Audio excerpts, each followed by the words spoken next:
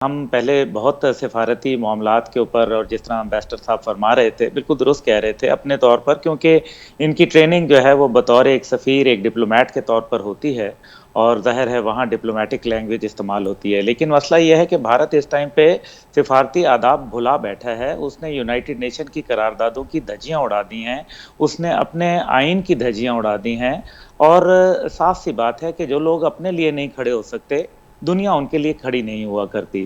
बात जहाँ तक आपने कहा कि हम किससे एक्सपेक्ट करें, किससे नहीं करें, तो हमने तो सीधी-सी बात है कि जब डोनाल्ड ट्रंप साहब ने सिफारती उसके लिए एक दरमियान में कोशिश की थी कि वो ब्रिज बन के एक मसालियत का किरदार अदा कर दें, लेकिन उसको तो हिंदुस्तान ने नहीं माना। उसके बदले में क्या डोनाल्ड ट्रंप साहब जो है अब वीटो करेंगे उसको? तो बात तो यहाँ ये है कि जब आपके दोस्त भी बने, देखिए हम फूल्स पैराडाइज में ना रहें तो बेहतर है। उसकी वजह ये है कि आप सऊदी अरब की बहुत बात करते रहे कि सऊदी अरब तो ऐसा है, हमारा ब्रदर है, ये है, वो है, और उन्होंने $75 बिलियन की जो highest ever in the history of India है by any country in the world, वो उन्होंने कर दी। उसके बाद और उसमें से एक बहुत बड़ा चंक जो है वो आपको पता है लद्दाख के अंदर इस्तेमाल होगा। दूसरी बात जो है वो है आपके यूएई की। यूएई के अंदर कहा गया कि उन्होंने तो ये सीधा-सीधा कह दिया कि ये तो भारत का अंदरूनी मामला है। सही। उन्होंने तो यूनाइटेड नेशन की करारदादों को भी परवाह नहीं की। और मेरा फिर तीसरा सवाल है, वो ये है कि इससे पहले ये जो करारदाद थी, ये क्या कराची की किसी ज़ैनब मार्केट में पड़ी हुई थी? देखिए ना, बताया कि ये तो वर्ल्ड जो है वो आपने दुरुस्त कहा कि ये इकोनॉमिक एनिमल बन चुकी है हुँ। और लोगों को सिर्फ अपनी मईशत को दुरुस्त करना है। पाकिस्तान की कौम को भी खौफ की पॉलिसी में मुब्तला किया गया। उनको कहा कि जनाब मुआशी हालत पहले बेहतर होगी, फिर हम जंग लड़ेंगे। भई बाबा, जब रियासत मदीना बनी थी तो क्या उन्होंने फैक्ट्रियाँ लगाई थीं या पहले उन्होंने जो है वो ऐलान जिहाद किया था?